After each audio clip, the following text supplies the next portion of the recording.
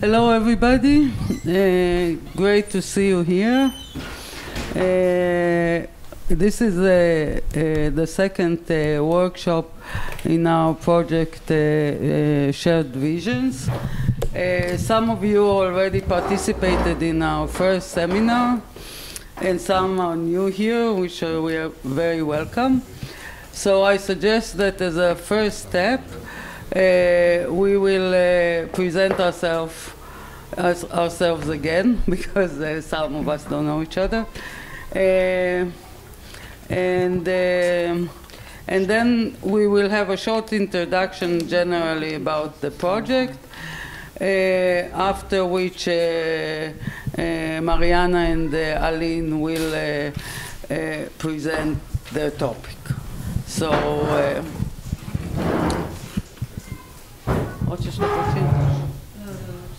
Da kažeš nešto o sebi.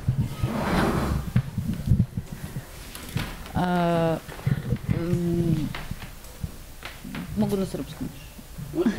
Dobro. Ja se zovem Slobodanka Milošević. Vojislav i ja smo ovde sad kao neki domaćini. U stvari domaćin je ULUS. Mi smo ovde iz Požege, iz Udruženja Kulturni sklop. Sa nekima smo se upoznali u Pirotu, sa ostalima sinoć uglavnom. I eto, to je to. Hoćemo ovako? Da.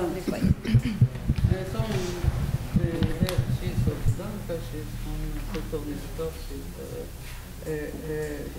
Vojislav is leading the association. This is kind of their organization. My name is Milica Dukić, and I'm really glad to sit next to Slobodanka, as we studied at the same university in Novi Sad. So we were the same generation, so I'm happy to see her again after some time. And I'm a visual artist, and I live in Novi Sad and Kraljevo. I am member of the galleries Suluj, Suluv, and also maybe a bit less active now, member of the Šok Zadruga gallery. So that's it, maybe, to say. And Hi, I'm Marianna Takou. I'm one of the team members at Casco. Casco is in Utrecht, and also I'm a member of Arts Collaboratory, this network that we will share about today. I live in the Netherlands.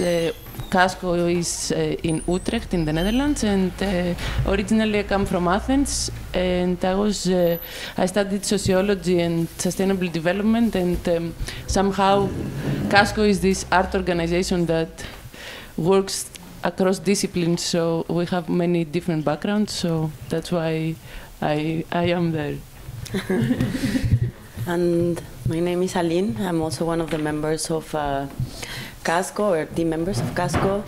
I'm also part of Arts Collaboratory, and within Arts Collaboratory I'm part of another collective in Mexico, which is from where I originally come from, Cooperativa Cráter Invertido, and we're also Lumbung members. Yes, and I've been at Casco, now it's a year, but before it was a collaboration, like 10-year collaboration, so it's been a long time. Thank you. My name is Milan. I'm from ULUS. I'm an artist, but I also work at the University of Art at research assistant.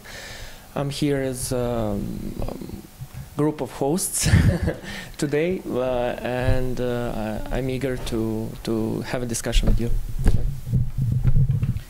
Hello to everybody. My name is Darinka Popmitić. I'm the member of Artists Association of Serbia, and I'm also a member of the Association of Arts Critics, International Association of Arts Critics.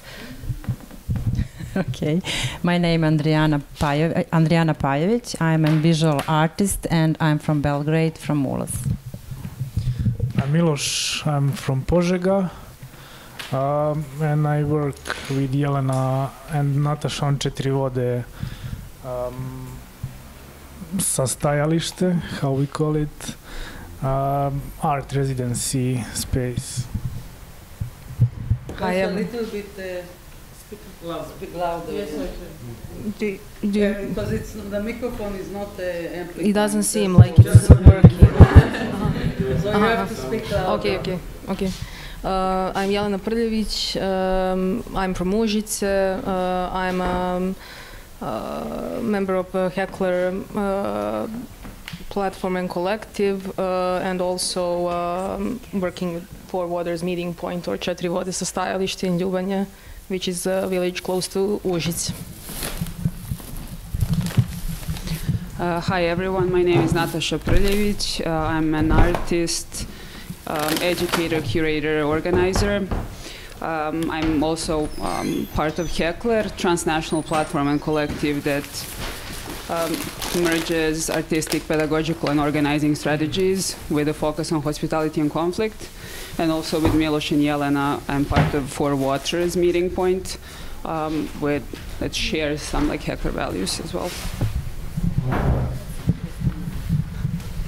Hi everyone, my name is Marina Milev. I'm from Bor, small town from East Serbia, and I'm visual artist, finished Academy of Art in Novi Sad, and now I'm working as a freelancer and also a school teacher.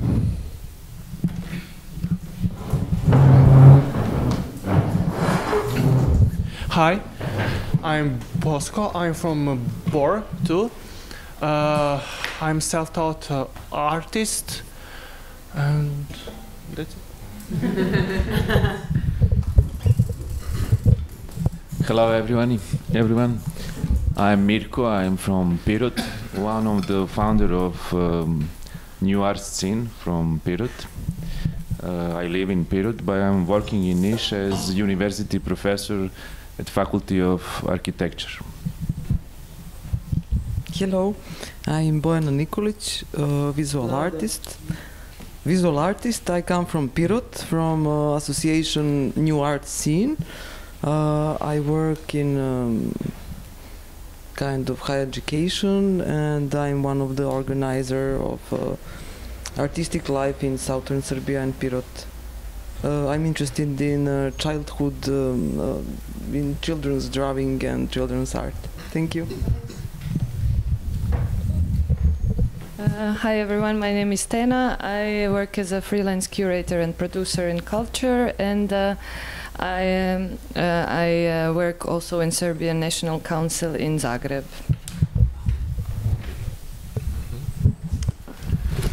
Zdravo, I'm Viktor Vejvoda. I'm living almost 3 years in Belgrade in political exile from European Union. But I was born in Prague, finished there. Yes, I finished Academy of Fine Arts. I am interested in working with self-publishing activities, mostly inside collective kolkhoz.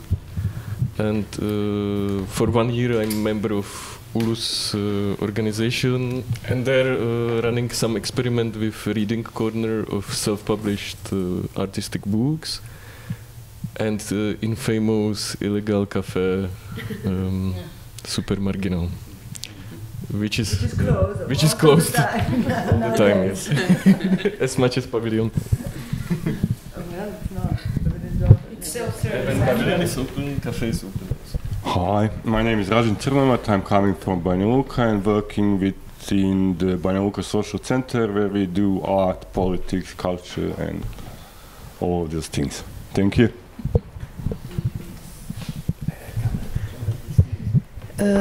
Tijana Cvetković, artist and activist. I also come from ULUS and am here in behalf of the organization of the seminar. Hi everyone, my name is Dina Gligo. I'm a professional multimedia artist. Also, I'm running an artist organization of my own, working within digital culture. And I'm also a member of 3 different artist organizations in Croatia. I'm also a board member to some of them. And I'm an advocate for artists' rights. I'm also representing some some unofficial groups, self-organized artist groups in Croatia for different actions and events, kind of forwarding the rights of the artists. And I'm a union representative in a trade union for precarious artists. Thank you. Hello everyone, my name is Rade, I'm from Budva, Montenegro, but currently based in Belgrade for last year.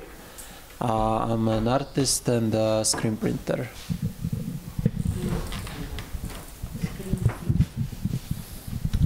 Wanna be gallerist here. Hello everybody, my name is Miroslav and I'm coming from local NGO Forza Požega. I just want to support you, I just want to hear what you are doing here, and I wish you a pleasant stay here in Požega. I'm Vahida Ramujkić, trained as a visual artist, and for a long time, I don't know, like more than 25 years or more, I'm engaged in different artist collectives or activist collectives, and currently the most ambitious of all these collectives is this involvement in ULUS, Association of Fine Artists of Serbia, where I also with other people initiated this a research and debate program 4 years ago, and so yeah, here we are now. Pozdrav svima, ja sam Bogdan Đorđević. Završio sam Fakultet primijenjenih umjetnosti u Beogradu. Živim i radim u Pirotu. Bavim se, znači, likovnim stvaralaštvom i profesor i nastavnik likovne kulture.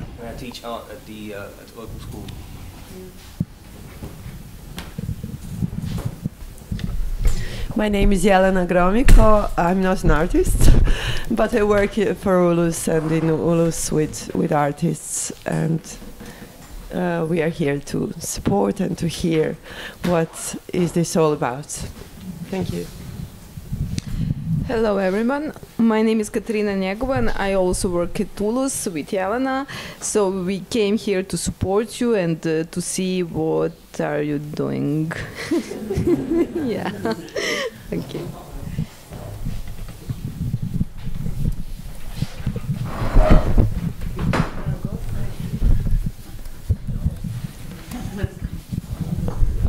Ja sam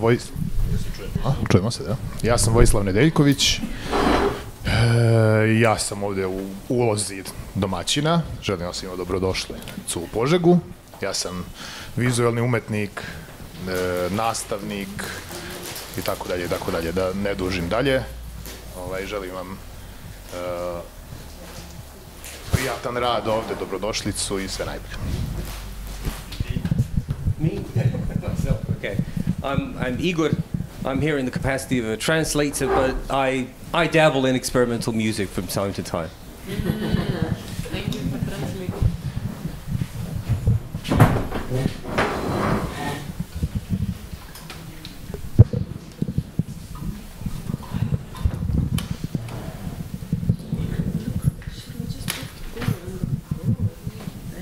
So I'm Noah Treister. I'm also part of the team of organizers here. I'm a member of ULUS. I'm an artist and an activist, and I'm also a member of Social Center Zači. Let's just let people organize a bit.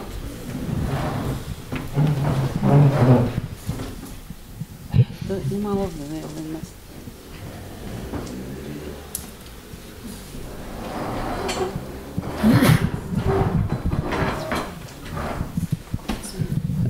just to remind people and to inform other people who weren't here, we started this project in an attempt to look at different different practices of ways that artists self-organize, since we all know how precarious all our living and working conditions are, with the aim in some undefined future to establish an artist, international artist cooperative. After many conversations, interviews, and consultations, formally and informally, with different people, we kind of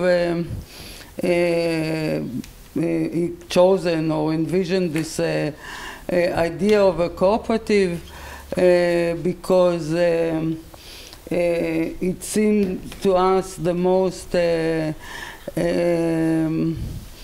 let's say, the most viable way to create, on the one hand, something that is an enterprise, that is not an association, but something that actually participates in the market. And on the other hand, has very defined principles of solidarity, horizontal democratic governance,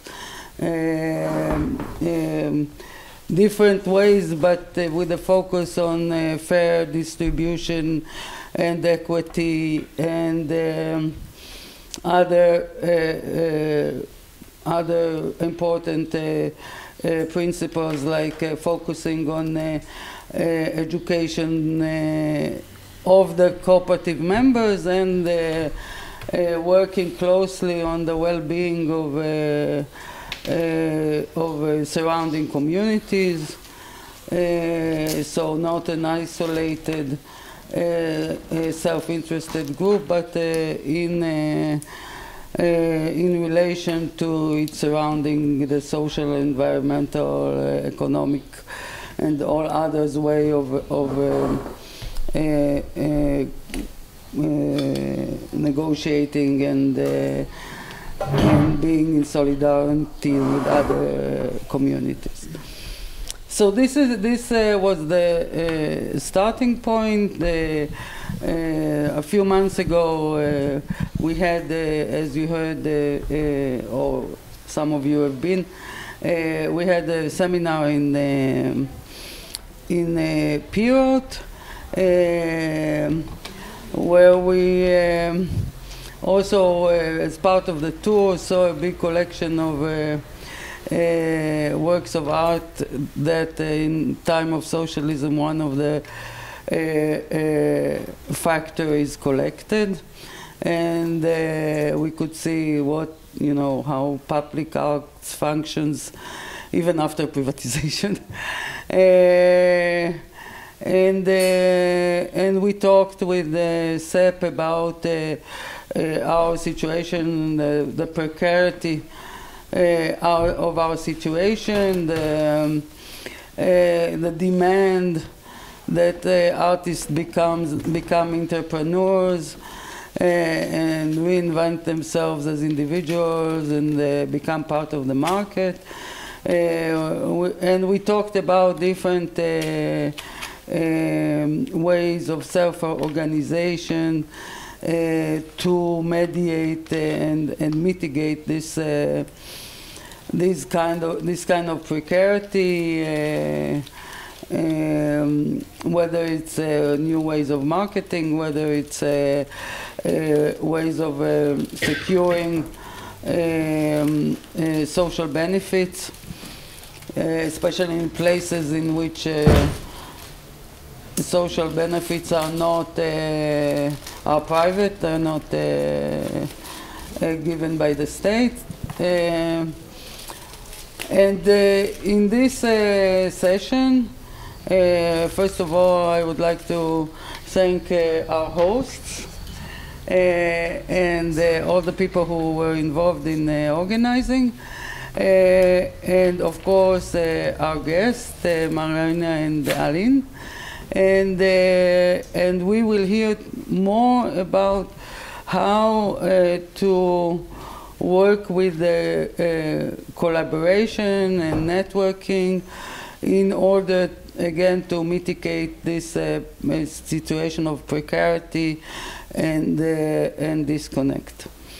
So now I will give the floor to you, and thank you very much. Okay, thank you. Thank you all for sharing. Thank you.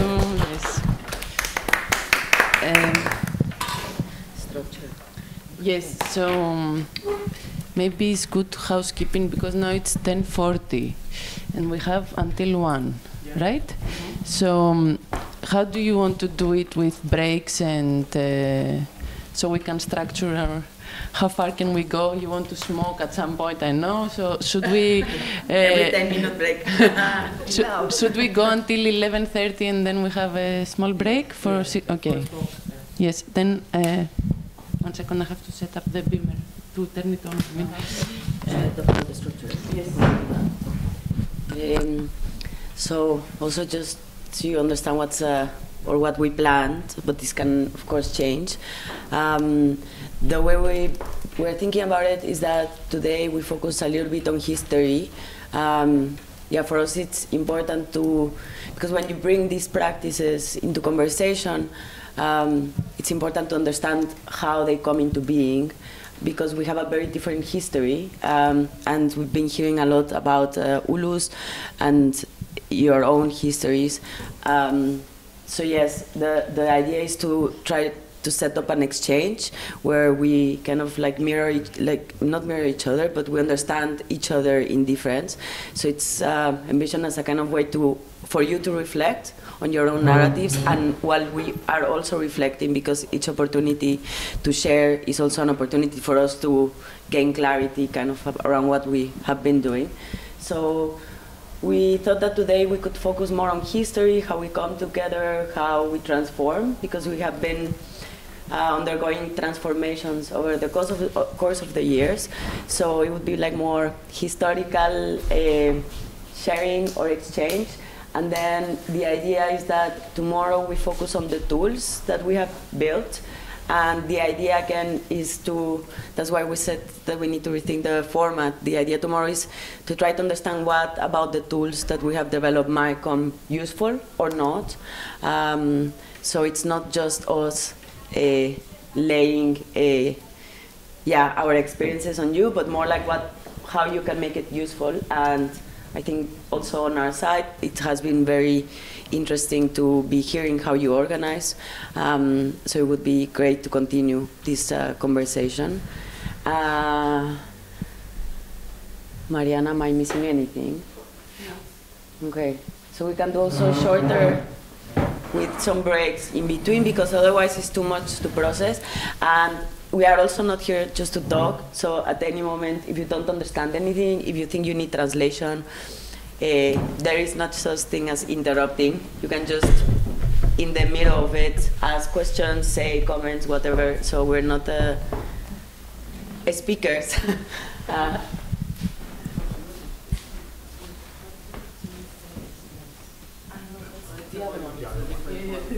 This for the image. Not that we need a lot.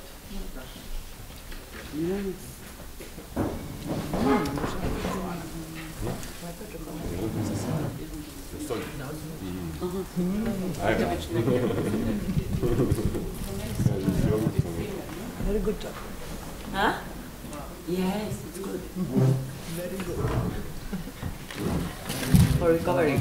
No, especially.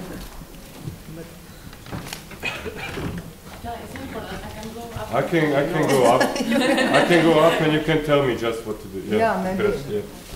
Wow. Want to hide? Yeah. No, you should stay on the table together. We should stay together. It's okay. It's okay. We will. We will work with what we have. It's okay. Okay. History. Yes, okay, so. Yeah, as Aline said, we don't want to just dump the information, but we try to break it into chapters where we can find common ground, but also differences, and we want to share this as an example and as a study case, an ongoing example, it's still active, and we want it to be useful to your organizing or your thoughts, and we hope it gives you some ideas, or you can connect with certain things we're doing. So now I will start storytelling. Okay, I will tell you the story from the beginning. So from the very beginning, yes, there was it was dark and light. Yeah. So Arts Collaboratory is a network. It consists of 25 different entities that come together into one entity. I will start into that because we're arts organizations, but there's also like there's artist collectives, there's initiatives, there's arts organizations. Some are founded, some are like foundations, some are NGOs. So there's different people participating within the network. Yes, so it's a network of organizations, not of individuals, first of all. So here we have the first maybe difference, but you also all have experience in organizing in different types of associations or collective bodies. So all these organizations, as Aline says, they're very different to each other. We had a theater group and a collective with a foundation, with a gallery, more like a traditional gallery, with an association of artists in South Africa, Vanza. So we have very different types of organizing, and all these organizations are floating around in this map because they are floating around also in their context, in their ecosystems, in their localities. So they come from very different places. We have members that are in South America and North America, Mexico, Costa Rica, Central America, and then we have members in Colombia, we have a member in Bolivia, and I'm not forgetting anyone else from South America? No. Then we go to... someone in... It's okay, it's okay. Yes, yes. Then we have members in Sub-Saharan Africa, so from west to east and south. We have members in a member in Mali, two members in Dakar, Ghana, Uganda, South Africa, and then we have members in North Africa and Middle East. We have a member in Egypt, two in Palestine, and Central Asia we have comrades from Kyrgyzstan, and then we go to Southeast Asia where we have our friends from Indonesia and Sri Lanka. And then we have the Netherlands that is up there below social fragmentation, this, how are they called, rafts floating around. And we have two members in the Netherlands, Casco, which we work with, we're part of, and Doen, who is the founder member. Doen is an organization, very briefly, and then it will come back again, an organization, a private foundation, not a public one, in the Netherlands, with long history in funding different types of initiatives, and their main difference with other foundations is that they receive all their money from the lottery in the Netherlands. So they receive money from gambling, from different types of lottery. There are also gambling for better life.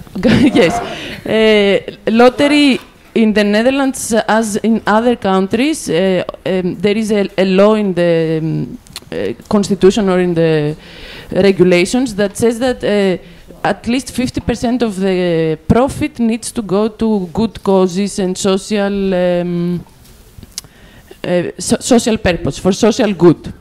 So DUN is one of the foundations that receives this money and has the mission and the responsibility to redistribute for the well-being of society in the Netherlands and the rest of the world.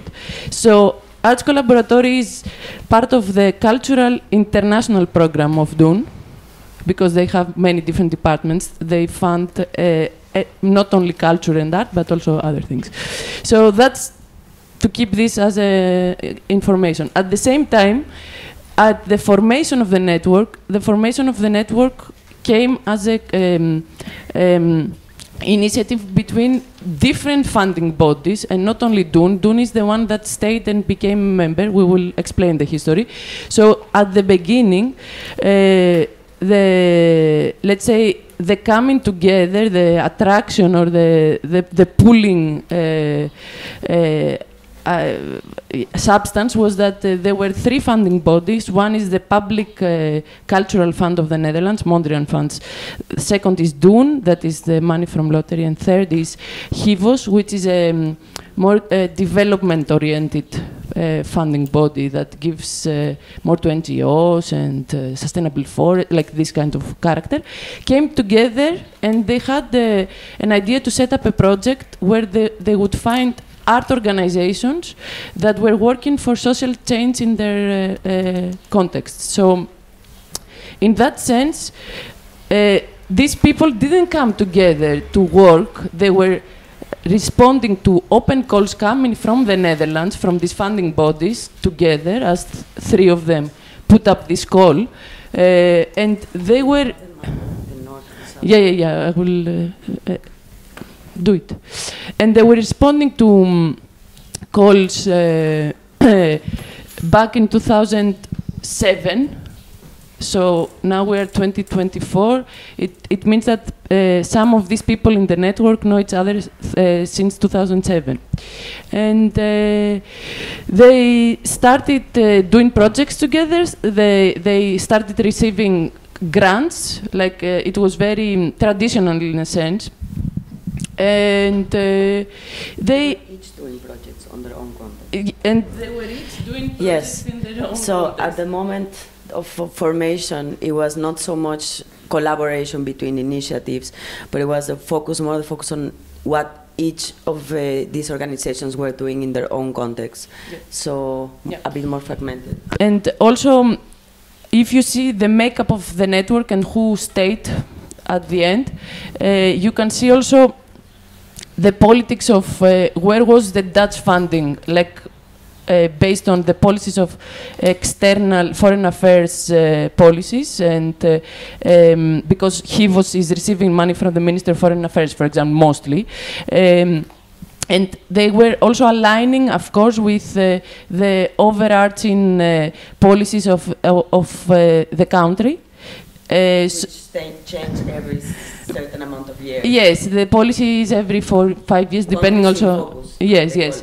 So we have also this funny concentration of like 4 members from Colombia, while there is no one from Brazil or I don't know, other countries. So there is not geographical representation to the fullest. It's not UN. It's very specific, and it also has to do with the history of relationality and the history of pre-existing networks. So there are people that worked to set up this funding scheme have worked before in other infrastructures like Rijksacademie, which is a residency space in the Netherlands, in Amsterdam, and the first attempt to making a similar network was with all these residents. Like Rijksacademie is kind of international residency space where many of the members of Arts Collaboratory were residents of, so they knew each other. And they had already started organizing in association to keep working together after the 2 years that they spent as residents. They kept in touch. So we have a member from Mali, he was a resident. Our friend Ade from Ruan Grupa was a resident. So they all, through the Netherlands, get to know each other as well. So it's not a like straightforward linear thing. They have been in contact for the last 2 decades, basically, before like entering in this organizing mode. And at some point, what happens is that while the first round of funding is kind of fragmented and in grant mode, and everyone receives together, separately, money, there is organizing and a more systematic thinking of how we can also work together, what we can do together, since we are part of this kind of thematically chosen consortium. And there was, sorry? Yes, do you want to? No. So there was a meeting in Colombia. I don't know what happened in Colombia. What do you mean? But it's like they started organizing a ceremony. Yes. So coming from this RAIN network, even though they were chosen through OpenCo, there was already this idea that they wanted to how to be in relation. I guess it's an important question. So the aim was not for everyone to be in their own context doing their own thing, but if you see it in connection to RAIN network, which is in a way the beginning of, or informs very much Arts Collaboratory Network, how the question was how can we be in relation, and to be in relation you need to get to know each other and you need to spend time with each other. So there were efforts to make this happen through several forms of exchange, and one important one was in Colombia. So this is to say that it's, I guess it's all an experiment in how to work or collaborate together, how to work better, how to collaborate more, and how to collaborate also better with each other. So yes, now Marianna is showing. Those are the formative years, 2007, 2011, which is what she has been describing as these transformations happening. Then the transition towards sharing. This is also when this map is conceived, where they're starting addressing the resources. Now you're speaking like God. Yeah, sorry, I'm downstairs. Should I leave it at the history part, or? Yeah, I think so. No, the map. Ah, sorry. But Marianna, you do know that there's a control here. Yeah, but you cannot switch from one material to the rest. These things. Yeah, the PDF with the text. Ah, yeah. So better maybe to see the map. Okay.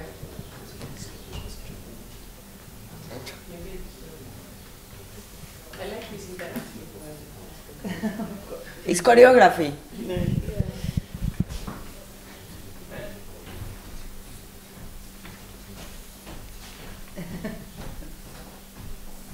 It's time for interpretation.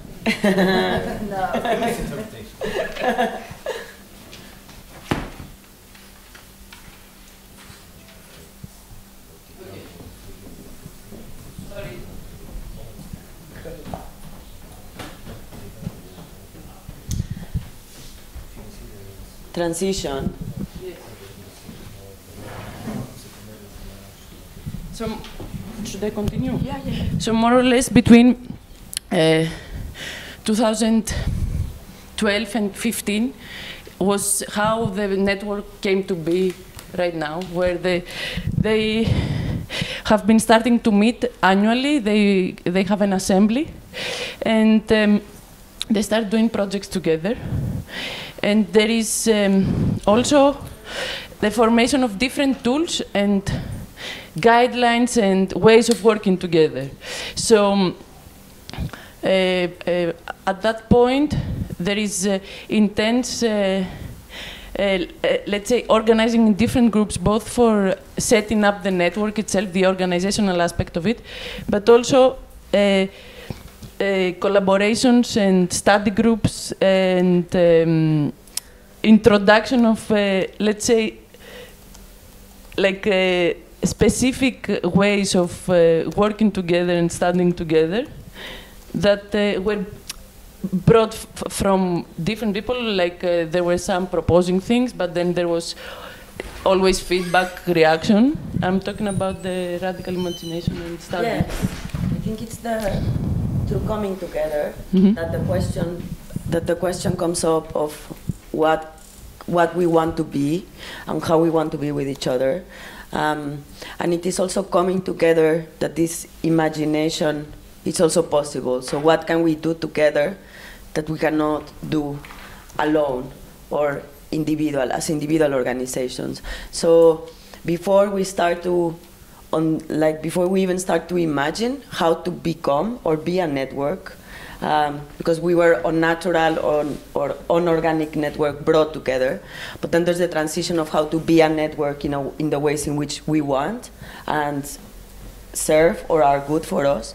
There's the idea of how we want to imagine ourselves, and at the moment I think the idea of radical imagination was really, really important, but it's not only radical imagination, it's also an understanding.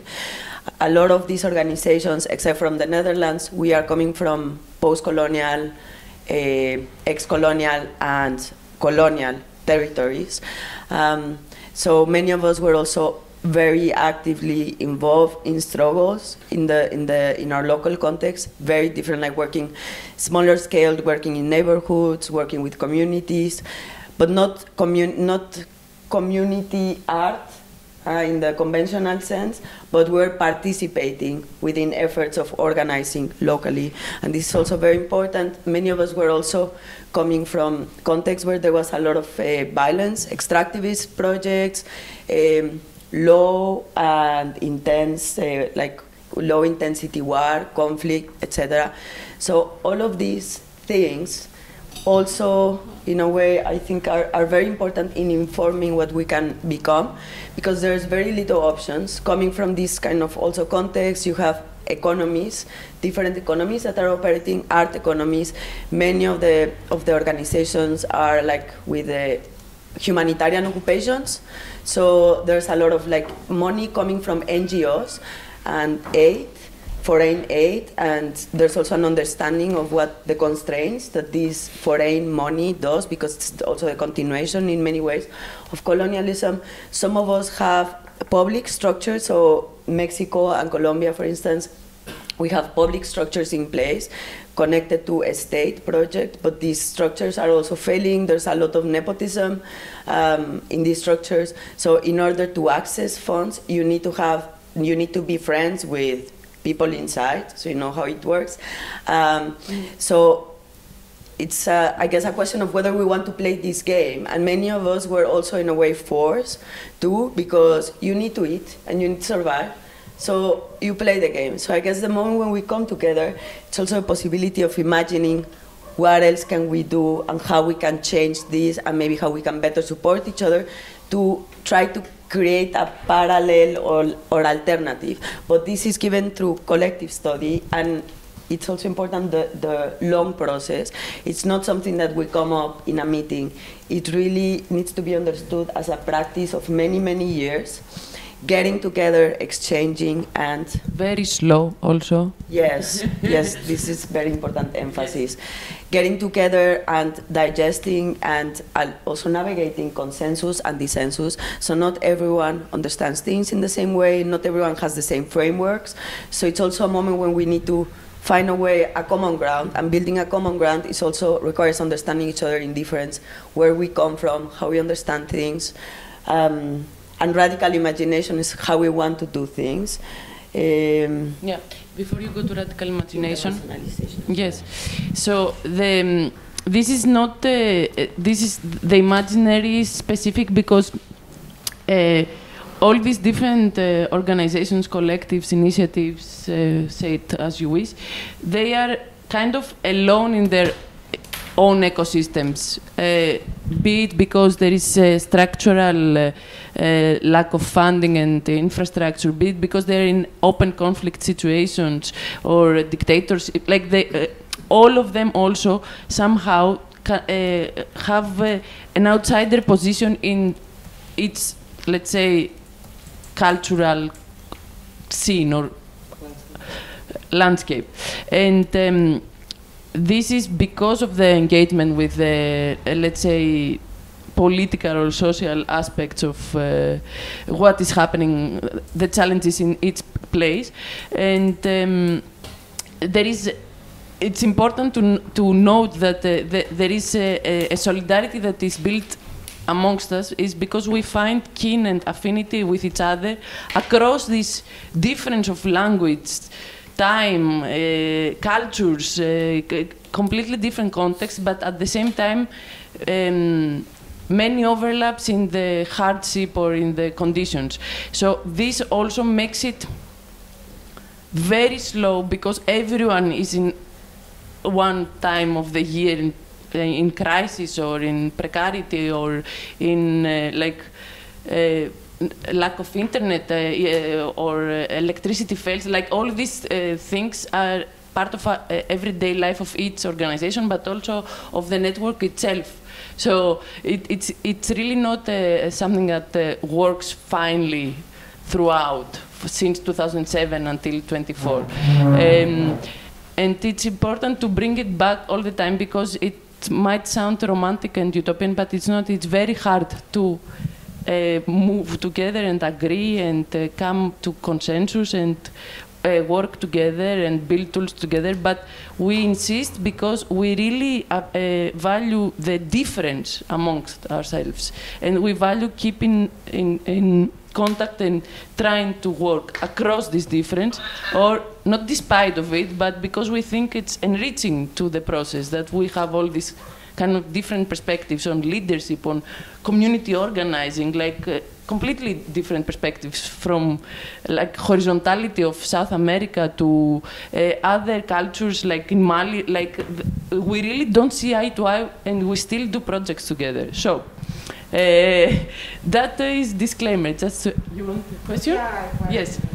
For little just observation. Yes. It was interesting when you said that, like for example in Colombia, there is 4 organizations. So it's interesting because they already like have local network, which is important. Exactly. But the situation where you have only one organization in a place, maybe this also could be the reason to isolate this organization from the rest of the possible network. You understand what I mean? Yeah. That the fact that there is some funding coming from Netherlands to exactly this one organization where there is more of similar organization makes some kind of separating it from the possible local network. I tell you, this is one of our challenges, because it's go.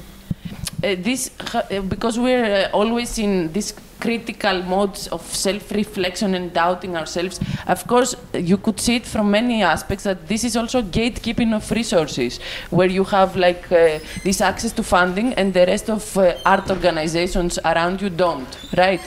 But this will come back when we talk about the ethical principles. There is, and the accountability with each other. The way we keep each other accountable is by being active in our ecosystem. So we are not trying to, we don't ask from our colleagues, co-members, to prove to us that they did the project or blah, blah, blah. Like we really put above else that people are dedicated and committed to the ecosystem. And there are ways to check this accountability, or also through the organization and the people working there, and through others in the communities and in the societies that they operate. But indeed, there is some concentration in regions already, and this also is a way of working together. So we either work based on language and regional affinity, because it's normal, it's organic that we are drawn to do projects together, like the Spanish speakers, the French speakers, the Arabic speakers, blah, blah, blah. But there is also a lot of collaboration across geographical, because the affinity, on different on ways of working, is it doesn't have to do with the geographical, let's say, distribution. So we have now recently there was project on resource sharing and risoprinting between Crater in Mexico, Kunci in Indonesia, and Waza in Congo. I forgot also some countries, I didn't mention all of them. We also have in Congo, in Lebanon. Anyway, so it really, there are many ways we work together. It's... I was just referring to that you said in one moment that all these organizations are a bit isolated in their local ecosystem because context because they are dedicated to more like politically yes true. Yeah. Like isolated, you mean like a... Like in the case of Colombia, there are also thousands other organizations. It's tricky also how you analyze it. Yeah, well, that's also a problem of the open call, that you need to make yourself, it's like entering fundable. So yes. This is also a problem in itself. But then already, because there was like an imagination being fermented from before, the kind of organizations that they were calling for, or many of the organizations that entered in the first round, were organizations that were not into gatekeeping. So foreign money, EU money, like all of these funding mechanisms work by isolating. So they give money to certain people and they are gatekeeping. So the possibilities of distributing funds amongst other people are very limited because they control, they have like highly bureaucratized mechanisms for ensuring that the money stays where you say it will stay. Whereas in our case, from the start, the call for organizations were organizations that were involved with many other communities. So it was a way of bringing many communities together. So Mexico was already working with a lot of other struggles, Colombia the same. So it's ecosystem thinking, and this was also important. And I think also something else that was important was thinking like there was an internationalist imagination. Mm-hmm. I mean, I hate international because there's like nation state imagination, but translocalist, I guess, imagination at place. And this also was connected to the exchange, like the importance of connecting struggles. So in this case, I think there are several examples, but the Zapatistas and this big international struggle, connecting with other geographies, connecting struggles between each other, connecting contexts. There's also a big experience in the context of Palestine with international solidarity networks. So these imaginations were also very much in place in informing the form we took as we started to work. Okay. And now we will keep bringing history and then how we build the tools, but to finish with the map, basically what you see here is an attempt when they take stock, when they decide to actually join the network and stop being these like people that they chose them. So at that point between 2012 and 2015, there is a recommitment that they're becoming a network in a sense. And they are mapping all the shared resources and, of course, all the challenges that are in its, like in all the contexts. So it's very small now, you cannot see it, but basically the index below the map is the different types of resources, because there was already a lot of introduction of commoning practices and commoning principles based on the idea of building together common resources beyond financial resources, but anything that everyone could bring to this pot, the common pot. So I don't have the map to read the resources. It might be interesting, no? Yeah, I forget also what it says, but later we can send it to you. It's okay. And I mean, it's about having exhibition space. It's like the basic art organization resource.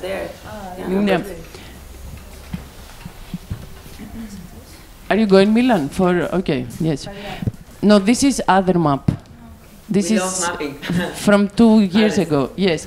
So in all these meetings that they have been organizing, let's say at the beginning of 2010. Ah, great. Okay, yes. It's all these things that the art organizations do, basically. That you have exhibition, blah, blah, publishing practices, interventions in public space, documenting and archiving, all these things we do, and then each organization in each raft shares this. Technically, we've been struggling with this over the last 10 decades. We wanted to do like a matching app like Tinder at some point, that how to help each other. Because, of course, if I have a building in Utrecht, how is that useful to our friends in Dakar? It's not. But there is, it's a common understanding of, okay, at the end, at some point, we might switch as well. Like, it's also, it's about the mentality shift of what is ownership and how we collectivize, let's say, all our resources and our infrastructures. But this is not a current, let's say, discussion in the network anymore. We have given up on this. But continuing. So, Milan, thanks.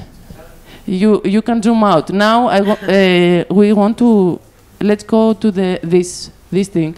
So basically, when they decide that we want to be in this network, and we have this radical push, one funder stays behind and says, you continue, I will observe you from a distance. If it becomes interesting again, we will join you later.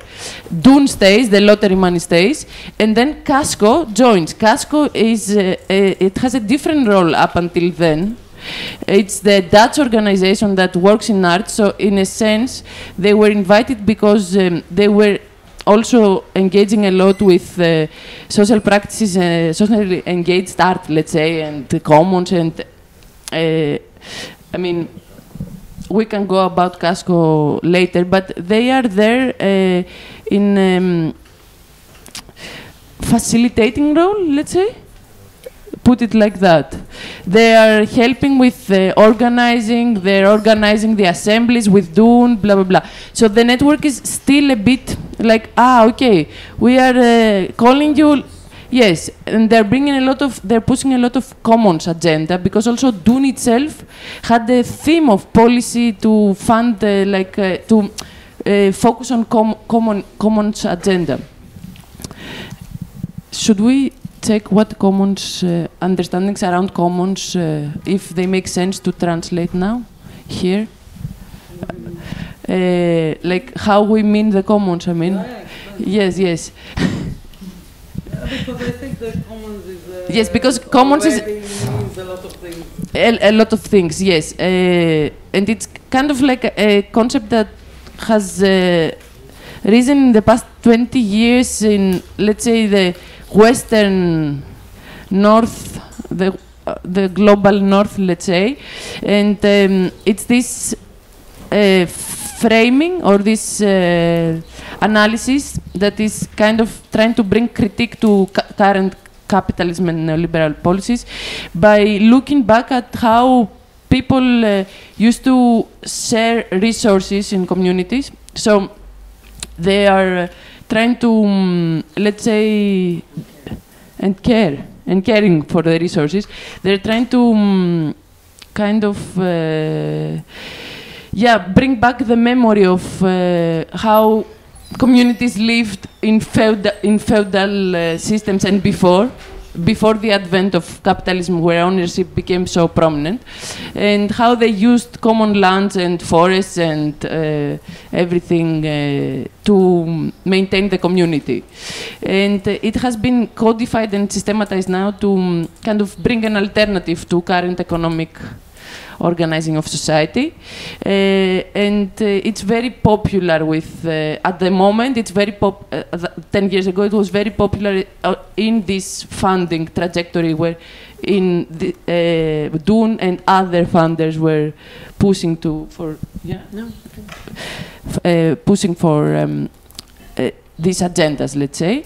And Casco itself has been working a lot with the importance of how commons and art work together, how we can bring change in like politics and the mentality of people and culture through art by bringing commons analysis. So feminism, yes. So here it's also the understanding of commons as resources, but then in Casco there's also like within feminist tradition, there's also the importance of understanding commons as relation, because there is not such thing as organizing resources for the caring of resources if you don't have the relationships in place to do that. So Casco had been since 2009 kind of like experimenting and in a mode of collective study, rethinking what the commons could be and what an art organization working for the commons, what would that mean?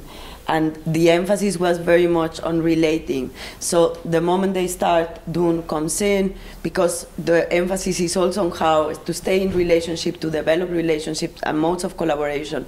Casco is also called in as facilitator, but also because of all of this experience we had in organizing, in ways of practicing together, in finding also, like how to practice when we don't agree with each other, or how to practice, finding common ground, which is not an easy thing, and had developed a lot of tools. So yeah, and basically at that moment we have different, let's say, brewing in all aspects of what we do together, and they come up with proposal to become this network, let's say, by also inviting Casco and Dune to join the network as members. Yes, I know. We stop at 10:30. Okay. 11:30, yeah. So this is the moment where it's not just, okay, you come join us, you become member, but at the same time, the funding has moved from all these grants that each individually takes and already is collectivized. So there is already a policy plan or a 5-year plan with the original terms where there is a sum allocated where everyone feels already that this is all of our money. So it's not that everyone receives 5, 10, blah, blah, €1,000, dollars, whatever, but they have already started discussing that we have a collective pot where we will receive all this money and we will do something with it. And also we will keep some for our organization. So there is a binary structure where there is core funding for the sustainability, the well-being of the organization to stay alive. And there is collective pot for collaboration and exchange and working together for the network. And this is distributed because there's still not a network. This is distributed to each organization. So everyone holds each other's money because everyone has, what? You're going too much at it. You need to start with funding paradigms. Yeah. You're in the organization of it's funding paradigms. It's already a tool, yes, that we built. Okay, yes. You want to go back to theory? Well, to practice, okay. How you start to imagine it before you even collect? This is the same period. I'm talking about 10 years ago that they became a network, and they also have this intense study of like acknowledging also, because there was doubt, like we're receiving this lottery money from the Netherlands, we're perpetuating these relations of exploitation between North and South. And of course, these discussions were happening, again, difficult discussions with all these different backgrounds and also the position of the different organizations in their ecosystems and in relation to each other. Do you want to explain the diagram? That's why. Well, not just one step before, because you are already in funding paradigm shift, so they have already become members. But maybe it's the idea that. Yeah, it happened by I see it interchangeably. Yes. No, I think we have different memories also. It's not memory. You just need to give some context because maybe not there. Give the context. Yes. Yeah. So translation. Yes. Before we go, because there is a whole organization of resources, but before that, what leads to that? What made this possible? Yes. What made this possible? There's also a conversation happening. So the moment that Casco joins, Dune is there, there's a conversation of why the resources are coming first from north to south. So, like, very hegemonic place towards the south. What are the implications? Why is this in place? So there's also an understanding, like, why is there an accumulation of resources in the first place, of money, in the Netherlands, colonial country, and then which is given through extraction of our own territories, then coming back to our own territories to ameliorate the social problems that they created in the first place. So this is also a very important conversation. And then how can we shift this north-south relationship? So you have a funding body which is giving resources to the south, to southern organizations. There is not like a power imbalance in place, very much in place in this case. So the idea is not to remove ourselves from this challenging, awkward situation, but rather is how we stay there and how we maybe reimagine what else could be done. So it's not extracting ourselves from this colonial paradigm, but rather understanding how can we stay there and problematize it.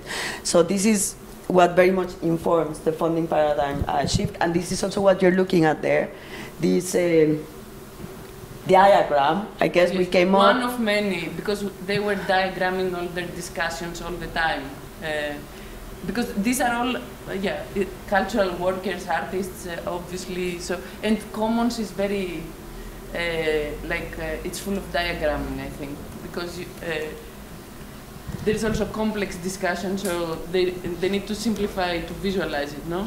Yes, well, it's also a way of kind of digesting. So it's not only changing, the north-south relation, but also understanding what this does to us. So what grant application does, the anxieties, the reporting, the time, the lack of imagination, coming up with project after project after project. What does this mean? How can we maybe change this? So you have like all of these anxieties marked there. Then also connecting what Marianna was talking about, different languages, different contexts as well. So how instead of being looked at like different region-wise organizing, how can we become a network? So this is also the moment when this networking. Is June still the main funder? You had a question? Yes. Yes, Dune is still the main. Dunis, yes. You mean now? Evos? Yes. Or back then? No. Now. They're member of the network. Yeah, no, but it's the main resource. We're in conversation about money. Right now there is not a lot of money inside the collective pot, let's say. Okay, but then we will come to this. Yes. So we will come to this. Yes. Okay. We're at the beginning still. Yeah, The funding paradigm shift means that Dune goes from being a funder and us being fundees to Dune being a member. Yes. This so is explain outside. Yes. It was outside, calling Casco to help facilitate the art process, you know. So it was. Still a funder. Yes. Funder member. Founder member. Founder member. It's interesting. But then money is also looked as a resource. So in this resource map that Marianna, Milan was going through, there is also the understanding that just as we can bring curatorial, like if you start to think of all of these skills we have, publishing, curatorial, like all of these things you are also all doing. These are all resources that you bring to the network. And Dune is also time and yes. So Dune, the fact that there's a monetary, like money, monetary are also resources. So there's... It's one of the resources. It's one of the resources. They also bring other things. Yes. They have experience with policy, with talking with other funders. Anyway, we will continue. I think we should leave it at that now. Yes. So we have said a lot, and I think we think that it's good that we open more time for questions. So we will just very briefly recapitulate on something that has been very significant for the network, which is funding paradigm shift. And within funding paradigm shift, we have also in order to practice together, we have had to invent a lot of tools, mechanisms, and methods, but we think that this is more useful for us to go in detail tomorrow, because then we can really understand how we practice in detail. So what we propose now is that we just recapitulate this paradigm shift, and then we move into more exchange. Yes, and tomorrow we continue with exercise. Yes, okay. So, yeah, I jumped a bit faster earlier, but we will go into these tools we set up tomorrow in detail. But basically, this is not something that was just a theory, but it was something that was built over time and practiced extensively. And it comes down to just one very big change, which is the relation amongst ourselves and with DUN when we become a network of 25 members, is that we establish an organization that everyone is a member of. So while this is information, so while we are building the legal entity and all this infrastructure, at the same time there is an economic experiment already ongoing, and it has to do with how the money was distributed among everyone to be shared and to collaborate on. And then basically this decentralizing of money happens with the intact relation of funder-fundee, where we receive each from the Dutch funder our part of the pot. What happens then is that we have very specific people within the funding body that are pushing for this trust-based funding, this shift in this alternative way of distributing funding that has to let go of bureaucracy, of the way we do reports and control.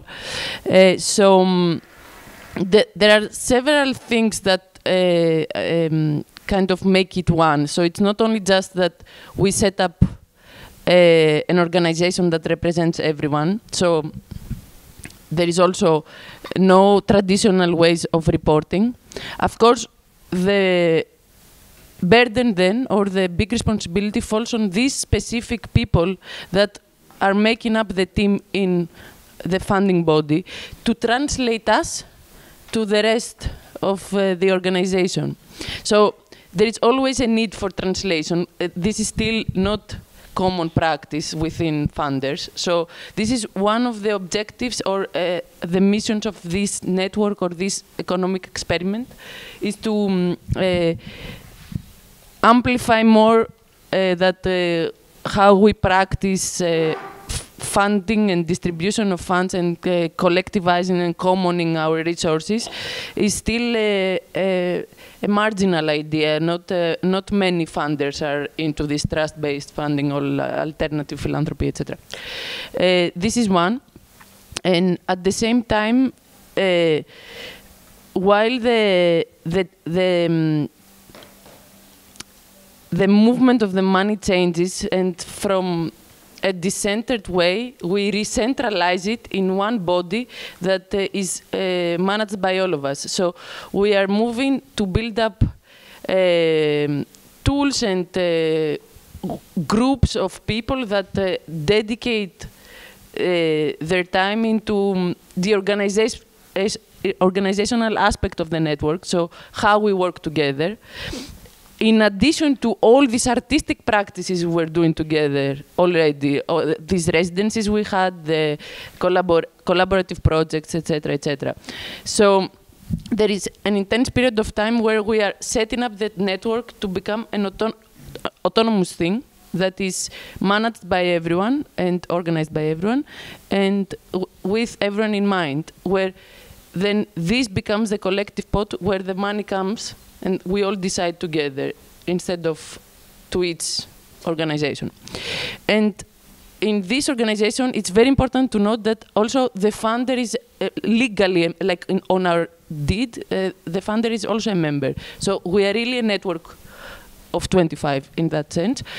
And maybe another thing that is important and goes back to maybe the study part and the radical imagination that we will discuss in a bit when we open the conversation is that AC is an economic experiment, but it's also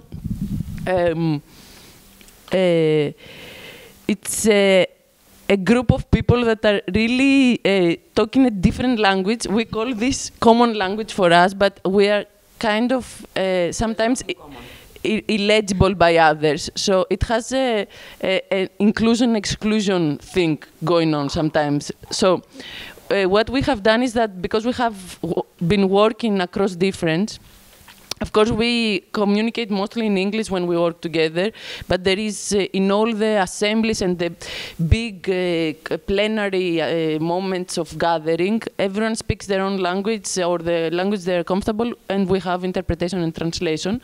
And we try to also translate all the documents we produce and all the tools in all the languages of the networks, from Bahasa to Arabic to French to English to Spanish to other as well.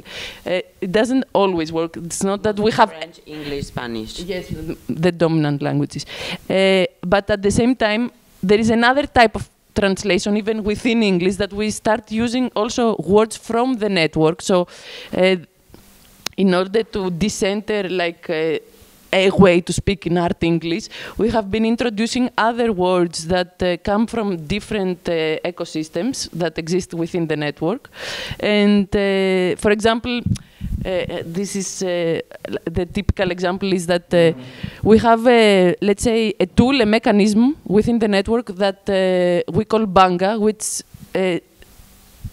is an alternative way of saying meeting, but it comes from Uganda because we have a member in Uganda, and it actually means space and time, and it's a tool to gather. I'm tight in Lithuanian. No? Lithuanian? No.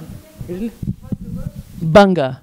Yes. So when something is wrong, we call for a banga. It's our accountability tool, let's say. So when someone is in trouble, they call for a banga, and then whichever member, they form a committee, they come, they have a week-long meeting, and they try to like assess the situation. So either a member can call for a banga, or like many members can call for a banga for someone else. Like it's a tool that is kind of versatile.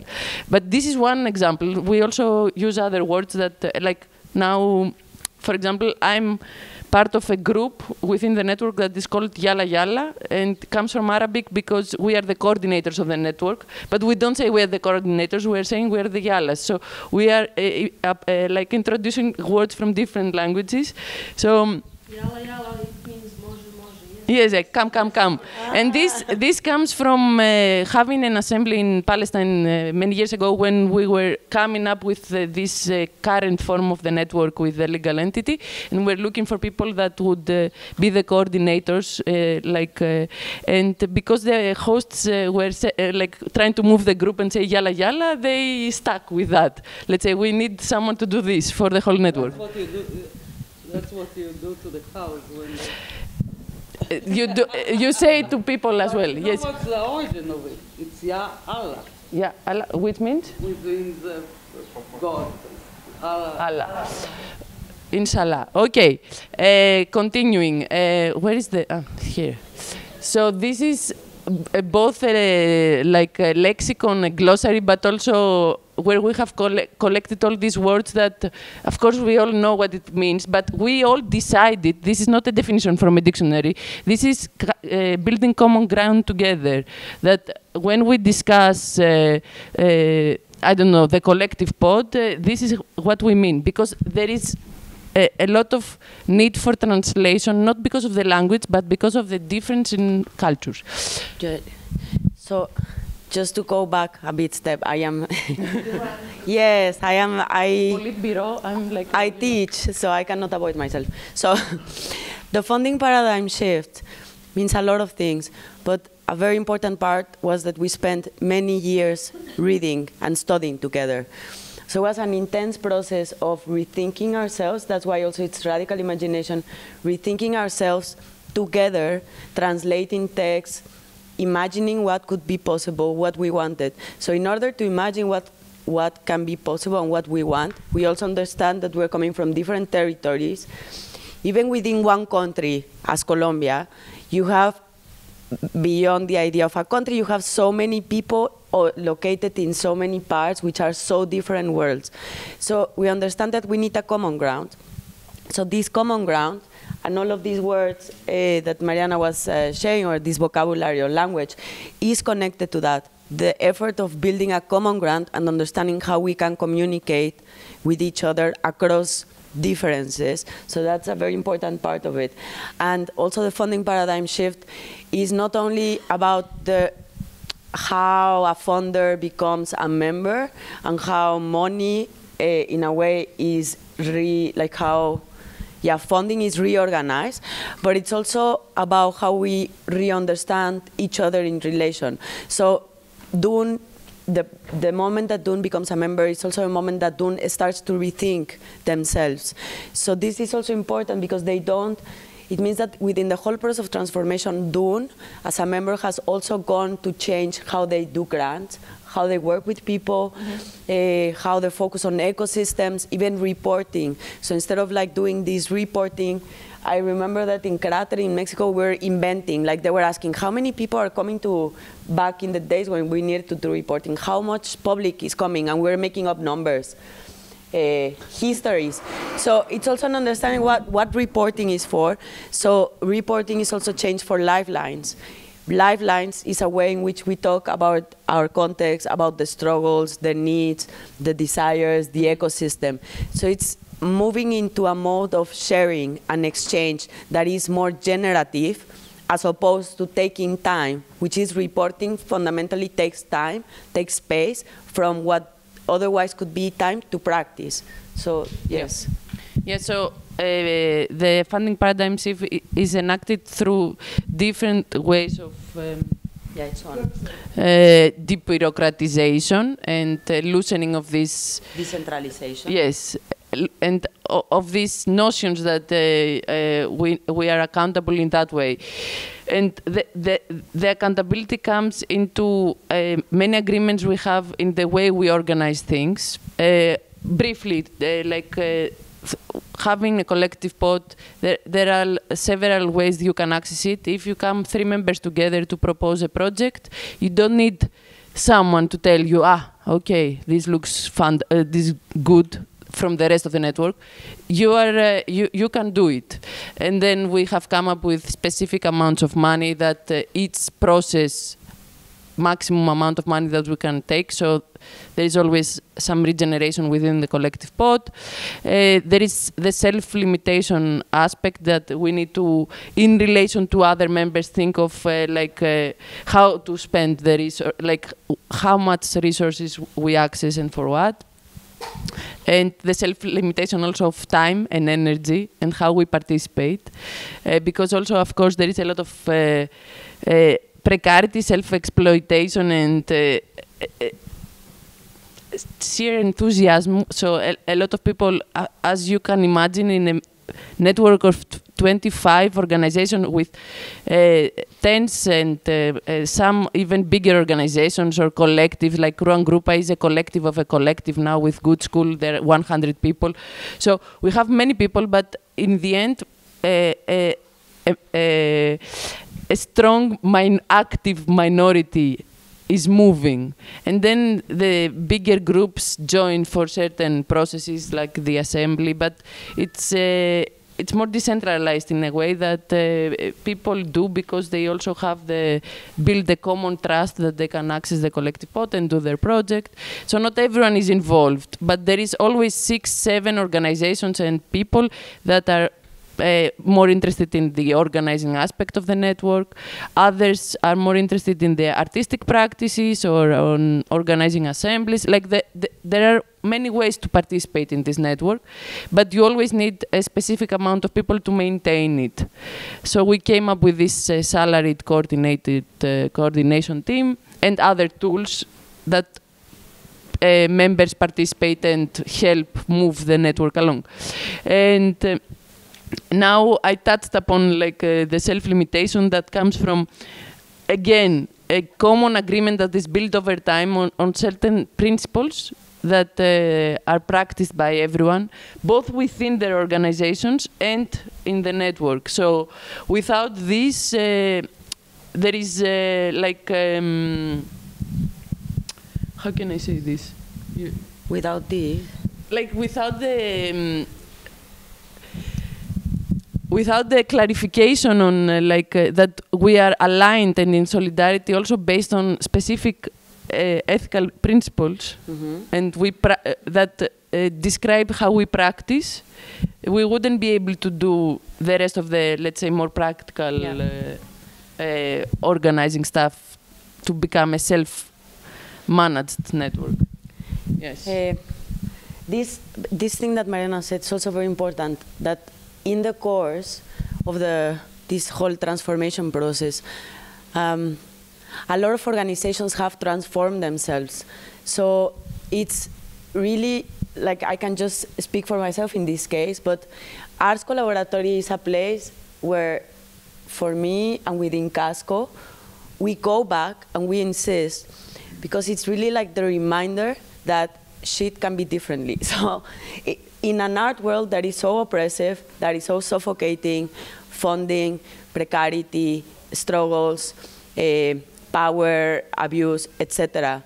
This is the one place where not without problematics, we have many problematics, we have also power struggles, we haven't gotten rid of this. What we have managed to do is find a way to navigate this. So I think this is also important because it's not an idealistic project. And it's really, I think, if all throughout these years we have stayed together, it's all not only because of funding, because we were asking about funding, what's the status of funding now? It's really because it serves as a reminder that the only ways in which things can change are by being together.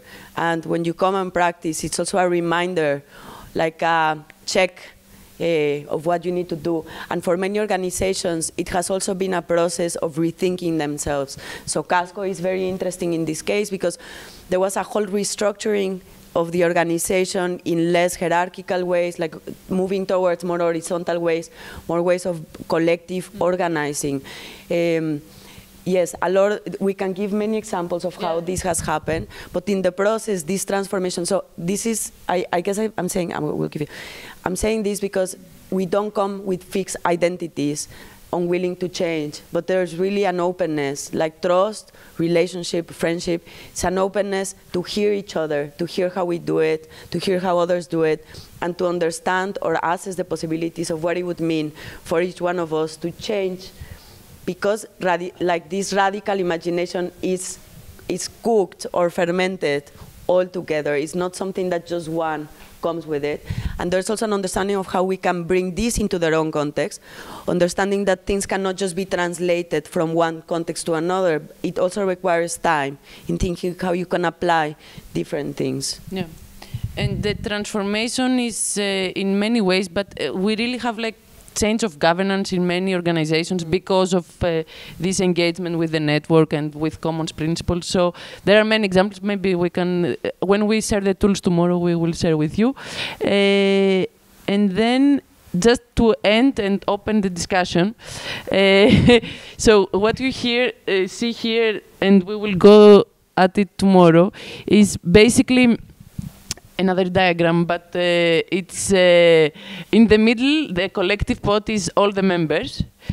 Down you can see the yala yalas that are in the middle of how we organize, how we work together, and what we what kind of tools or what kind of mechanisms we come up.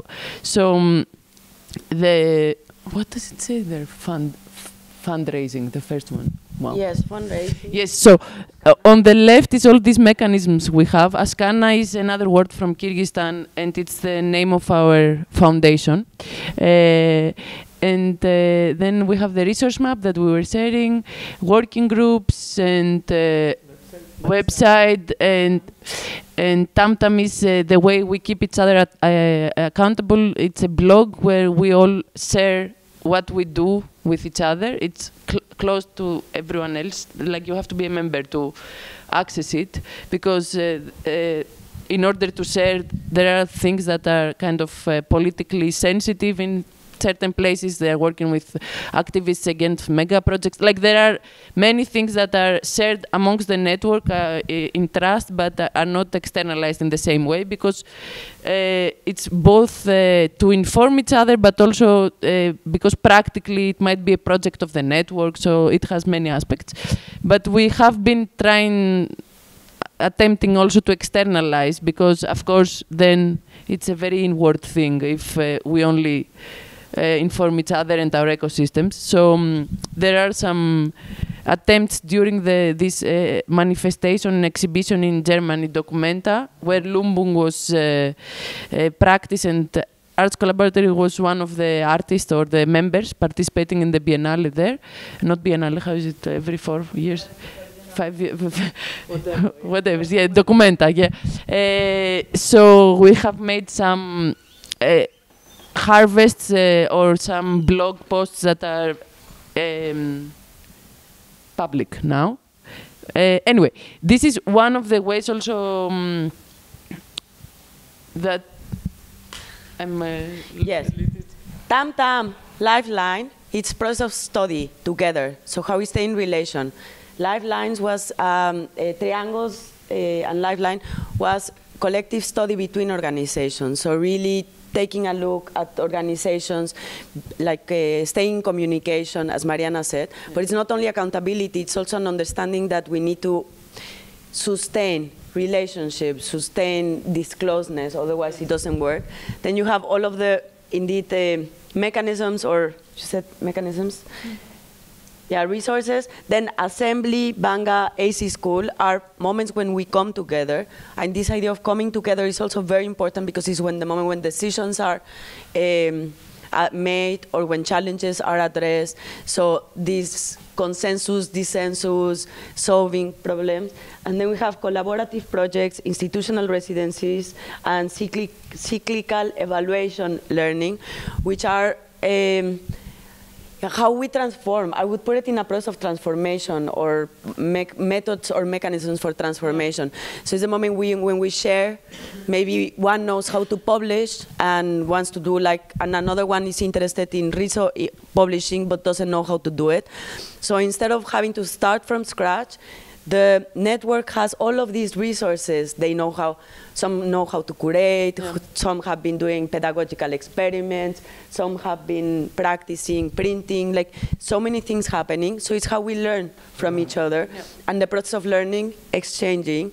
Institutional residencies is this thing of transformation that we're saying, and the only way to do this is go to each other's institution. So the idea is that we go and spend a period of time just understanding how things work, how you do it, getting to know the ecosystem, which is also a way of accountability.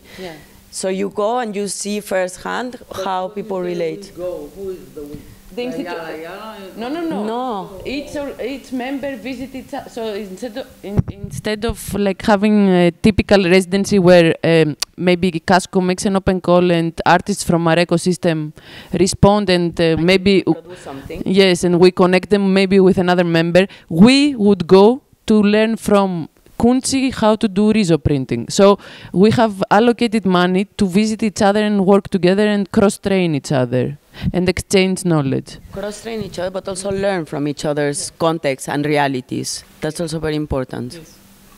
And we should just soon. But we will go in detail about this tomorrow to actually see what is useful to you and what not. And with this, we open the floor to have discussion, because now we are just talking, and also clarification if you have any questions. Questions, yes.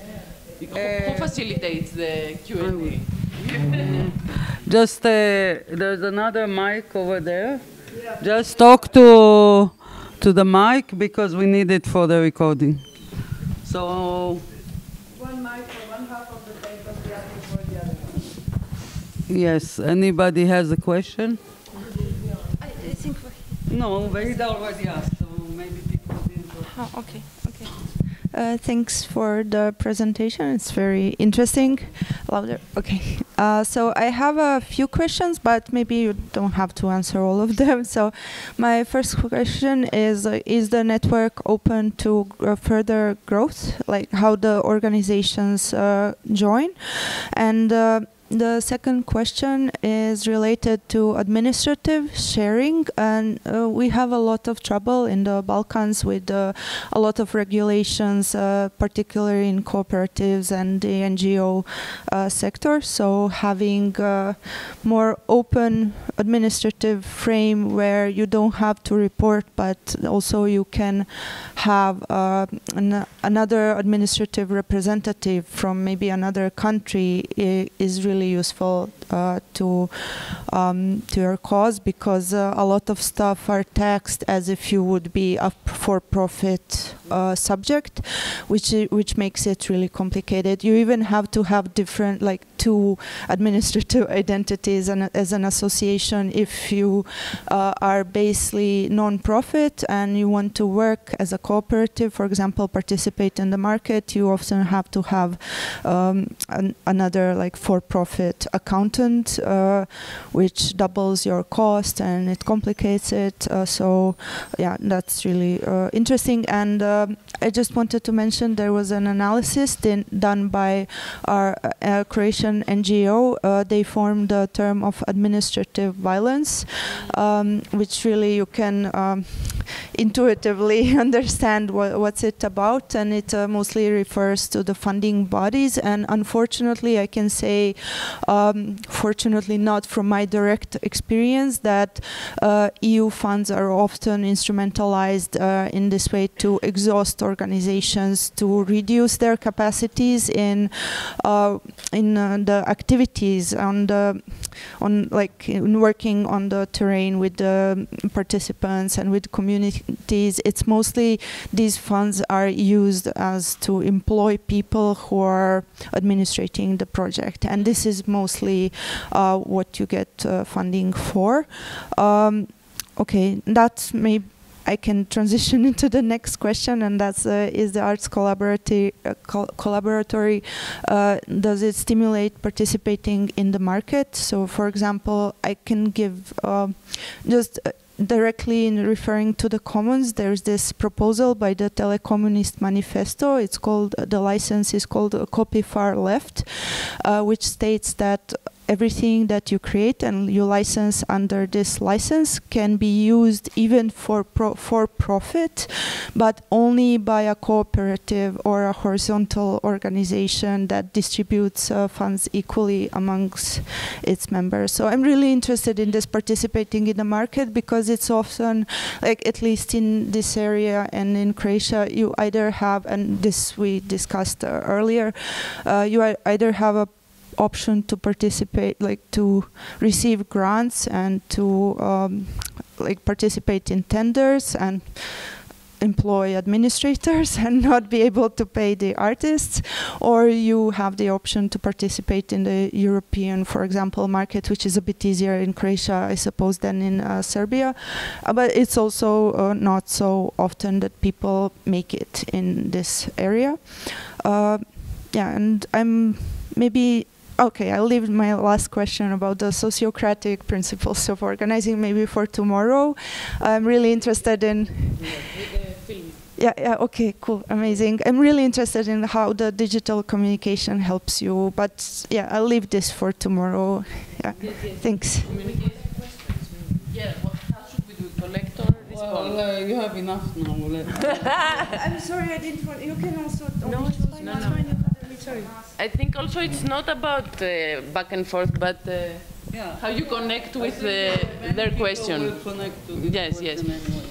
So, should I start? You can explain administration. Yes. Administration Yes. So, first of all, when you say about administrative violence, this is exactly why like all these people were pushing for this funding paradigm shift. Because, of course, all these organizations already were going through this fundraising, doing reports for all these different funding bodies, and they were they were trying to like find a solution to escape this. And that's why we set up the network this way. So it's a direct answer to this administration nightmare. At the same time, everyone is equipped and trained to do it, because we still also, Arts Collaboratory is not the main source of funding for any of the members by now, or ever was. So all these organizations, and we have a complete administrative operation, or yes, they're legal entities, and at the same time, maybe we didn't focus on the timeline so much in detail, but from the decision made to become a network to found the legal entity in 2018, it took 2.5 years, 3 years, because indeed they had a study group searching what kind of foundation we want to represent us all, where it should be, where is the best tax administration, easier to found such a non-profit organization, etc., etc. So there was a lot of search in all our contexts, and in the end, surprisingly or unsurprisingly, the Netherlands is the ideal environment to set up such a foundation for different reasons, but mostly for the reasons you all think about as is where the money and the tax evasion is formalized in exceptionally good ways. Yes, and so in that sense, the administration we follow is following the Dutch tax system in a sense, but because we're non-profit and we have this setup of distributing funds, it's not a very hectic job. Like being also part of the coordination, it is very standardized bookkeeping, and all the tools that we come up with were thought through in that way, that we need to de-bureaucratize and not make it worse. But there are several security layers of how people engage with the network and become the people that... there is no central body that distributes the money or decides on the money. Even the coordinators keep just the books and are accountable to everyone. So the decision making happens through all these guidelines we have about how we access the pot. So it has been discussed over many assemblies over the years. So there are many ways that we rotate through all these working groups that makes it kind of a loop of self accountability, in a sense that there is no space of mismanagement or corruption, because we are following rules we came up with for our networks. They're tailor-made. Anyway, and then about the openness of the network, you saw also in the ethical principles we are talking about openness and how we practice openness. This is a very sensitive topic, because you can translate openness in many ways, but technically speaking, the people that have been the members that are there from the beginning, and no one else has joined. The only thing that happened was that one organization dissolved, so we are 24 actually now, but we have members of that ecosystem also joining our processes still. Do you want to also tackle, because openness is something we are currently thinking with the transition of the network, but this might be also an interesting or an important difference with Lumbung. But before I go into that, there's a part of market that you were talking about, and it will make sense why I'm going into Lumbung with openness. I don't think there hasn't been necessarily experiments like market, although there has been conversations around how this could be said, or like some are more, I guess like some organizations are bigger and some organizations are more connected. Other organizations are smaller, not only because they cannot grow, but because they just want to stay like that. One of the things, because market is an economy, so it's a question about the economy that can sustain this. So one of the things that has been very present in the network, because there is really genuine interest in being around each other, there's really, in many cases, there's friendship, there's excitement to meet, so we are together, we stay together, not because we are forced, but also because we want. Even if sometimes you don't like some people or whatever, like you navigate this. So this, I guess there has been an economy also around AC that has been created through projects. So people invite, let's say Casco gets a grant to do whatever curatorial project. So inevitably other people, or not inevitably, like other people are invited to come. So this is also how I ended up in Casco, for instance, through many years of collaboration, of curatorial experiments, of research projects, etc., that we were exchanging with each other. So there's like economies connected to each one of the geographies, I would say, and then people invited to projects that are not necessarily developed through AC, but developed, not through AC money, but through AC connections. And this is also a way of practicing openness, because while not new members have been joining the organization, there's a lot of exchange happening with other people through these projects as well. So we're not like self-involved, like not only just speaking to each other, but there's always like coming and going through these collaborations happening. And then Lumbung is also a good example of this.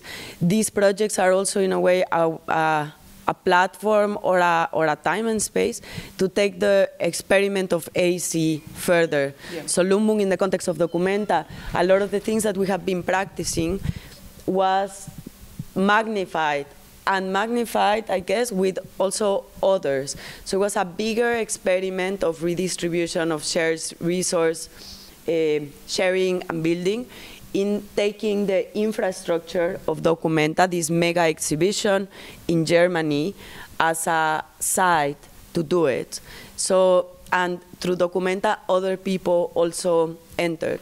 So just this idea that we bring each other along is very important. So instead of just isolating and trying to get resources like, barricade, I don't know what the word, like to our organizations. Yes, yeah. We are always trying to get resources out to others. Yes, because there is what we were talking about, the ecosystem, how we identify the ecosystem is that the communities that connect to our organizations, but we also do projects where instead of remaining in the middle, we bring like art collective from our ecosystem to work in project with art collective from Crater's ecosystem, and they start working together, and we move away from the middle, and they do projects. So there are ways we are trying to redistribute the money, but we're not funders. We still keep practicing, and we have our exhibitions, our programs ourselves. And also some of the organizations are galleries, so they do sell work. Some of the, like we have very different types of organizations. So we also have different types of engagement with market or with economy, in a sense. So some are a bit more traditional and in the formal market. Then there are others that are a bit more radical, but this is also not a radical, yes, or good thing, because you also understand that each context needs their own thing and has their own ways, and there's a reason for this, so there's no judgment around this. Did we answer everything? Yes. But you wanted to go more on this? Yes? Gallery and Lumbung kiosk as alternative economic experiments. Yeah. I was just wondering, do they then return this funding that is, Do these galleries then return this funding partially into the collective pot? Okay, there's no... This is actually part of the agreement.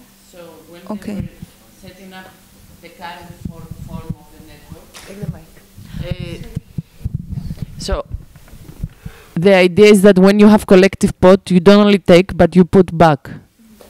But that was ambitious. So they wrote they wrote a very huge document that we enacted with an amount of money for 5 years. From 2015 to 2020, that was called Future Plan. You can find it on our website. It's all public. It's 80 pages. Where when they are discussing about how we distribute the funds, the idea was that we will become so sustainable through this support from Collective Pot that we would be able to fundraise and put back more. But for different reasons that have to do with not only precarity and our conditions and COVID and everything, this has never reached the level where organizations are strong enough to put money or... Yes, but there's also the, like, economy is not only money. No. So organizations are constantly, like AC, we are spending many hours per week in working groups, and this is also a way of giving back. So putting effort into organizing, into sustaining the network. So it's also very important, or it has been very important, to move away of the idea that economy is just about money.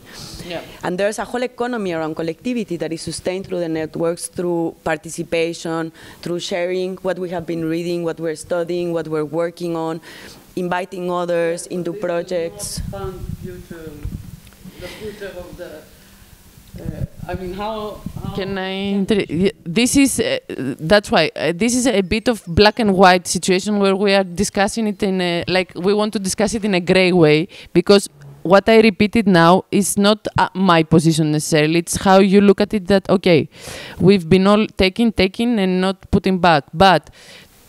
What Aline is, let's say, elaborating on is that the way we move forward is by, like, what we do together will bring resources back. So currently we are fundraising, for example. So we have like realized over the years that it is unrealistic because of the size and the precarity of each organization. It's unrealistic to fundraise from each position. Like if we get 10,000, we put 1,000 there. But it's more strong if we fundraise for as a whole. Yes. So instead, like, it's a bit of a discussion between structural funding and project-based funding. So we haven't managed to fully escape the project economy, unfortunately. Yes. But if you try. Yes, there were attempts, yes. And also we are doing things without arts collaboratory money with each other already. So there are many ways, like we are moving even beyond arts collaboratory in a sense that the network may have finished its mission and work, and now we are continuing working together even without needing the collective resource that was built as common funding in some instances. But everyone has also different different gears or speeds, yes, because you really have a very diverse makeup. We keep saying it, but it's really true. Like, you have one group that organized Documenta with other people in the artistic team, and then you really have theater group that collapsed in Kyrgyzstan. So you cannot expect from everyone to participate in the same ways in the network as well, and they all contribute and make it very rich, but they all contribute in different ways. There's no out of the project economy. This is also, I don't see a world where this would happen, because money is in the hands of a few, like private individuals or a state, and these people always have their agendas. So except for a few experiments in radical or experimental philanthropy that the Arts Collaboratory has been in conversation with other foundations that are open to this, we haven't managed to escape. But in that case, the experiment of Documenta is very interesting because it's not so much about escaping. We have come to realize after years that like in our youth, there was still an idealized idea that if we come with the means of production, things will change. But the means of production was a printing machine. So that didn't happen. But we have been, at the same time, through participation in structures, in institutional structures, knowing how we can hack, let's say, or how you can reimagine how these structures can work in opaque ways. So not always saying what we want to do, but having our own agenda when we come into contact with these organizations. So this is, yes, this is like an important thing that the right really... to opacity is one of the ethical principles within the network. It's not a joke. Yes. And it's also like it's publicly stated. Yes. Yes. No. Yeah. Because it was, I was joking. And this is the old purpose, sorry. We have also keep reimagining all these things. Even this we don't use anymore. We have a new purpose. This is an old slide, but it hasn't become a slide yet because we are in transition, yes. But we keep reflecting and coming back. Maybe we're too self-critical. Yes, more questions, sorry. Well, yeah, I had a question, but I think it's partly explained now already. It was like exactly this question of funding, that just like as an observation that like these processes you developed were developed, I don't know, like, or tried to be developed in a more like so many organizations and so on, but what enabled you like this kind of little bit like more easy way to tranquility, to work on it more in depth, and so was exactly this like a little bit more steady funding. And also like this moment where you introduced the June like as a member of the, so that of the network. So this is a bit clear. I wanted to ask just like what if, like for example, this source of funding, is it time limited, or when it's just, can you imagine when it stops, like how, what would be with like a network, how you, because you built some things like some methods, tools beyond, I mean, but you talked already about this. And also I was interested, did you try to influence the, like, did you work on the policies, or made an attempt to influence the policies in the arts in some way? I mean, beyond the network, like more in to act more on a general level, on state level. Yeah. I think I was mentioning this in our Zoom call the other day. So this easiness, first of all, it was not easy. I think also within the within the funding body as well, they were very interested in enacting this paradigm shift and experimenting. So that's why, because there are many organizations, many networks that do many things together. In that sense, we're not special.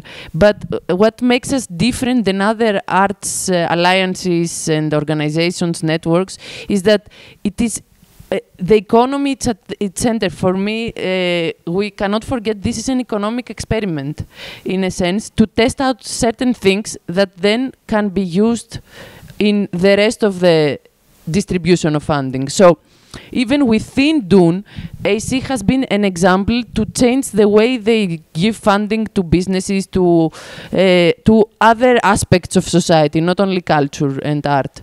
So in that sense, that's why we except like doing art projects together, our biggest mission is to be in conversation with funders that want to enact this shift and change the way they give, they distribute money. So it is at the heart of it. That's why there was also this kind of luxurious position of a lot of money given to test it out. At the moment, we are in a transition moment where we gathered all together because of COVID and Documenta and everything. The previous plan, let's say, of what funding was ended in 2020, and we gathered in the Netherlands last November in 23, sorry, for an assembly to discuss and decide how to move forward. So we decided that we would do this AC school project. Reality check. And we did the reality check of how we want to continue, and for many reasons now, maybe we go about them in the afternoon. It was clear to everyone that after 2020, we will never receive a big amount of money from Dune again, in that sense, like that testing, like you get funding for your organization, funding for project. So they had already shared with us that this is how far we can go. We can keep giving you money to do projects together, but you will never get this huge amount of money to set up the network, basically, by remaining also within the network themselves. So then we're trying to find ways, because it's not only Dune. We need to keep talking with others as well. But also it is Dune's responsibility, as they started this project as well, to participate and, yes, enable the transition and engage with the network, etc., etc. So there are many conversations happening, and COVID didn't help. Like working online didn't help. We would have done it way faster if we met. And yeah. But that's why also the part of imagination is so important, because it means that instead of just adequating to structures, existing structures, there's also and it takes a lot of energy, what it means to have a conversation. So AC, even if we're not open necessarily for other people joining, but you have that as a resource that you can bring here, like we were in conversation with Lottery, right? So you can bring it to other foundations here as an example and as a way to, an invitation to reimagine what you can do. So in itself, Arts Collaboratory as an experiment can also be thought as a resource that others can take and use, which is why it's also important for us to be in exchange with each other.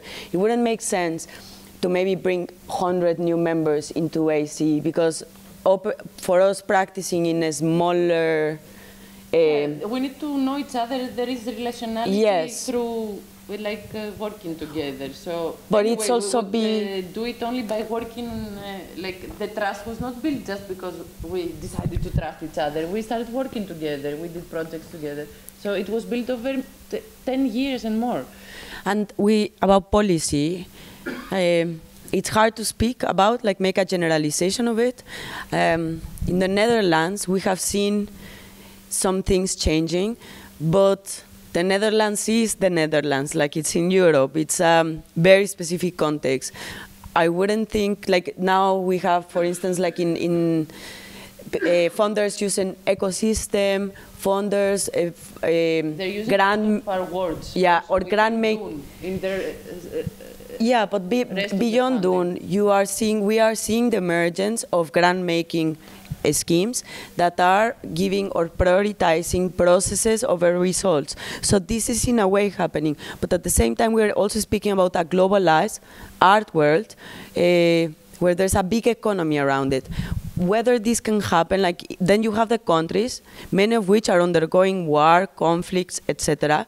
So this is limited, how far it can go, but also together this imagination is built through collaboration. So it's complicated to talk about policy, because policy is always local and translocal. Yeah, but because Dune is part of this in such a central way, like the rest, one of the rest, it is used as a reference, like AC is used in discussions in the Netherlands in funding, as an example.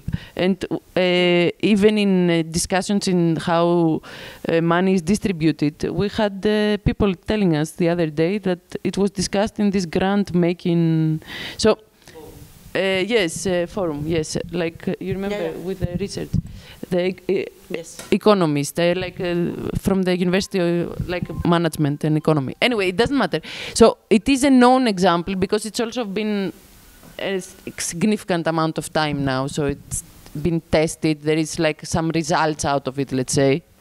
Results.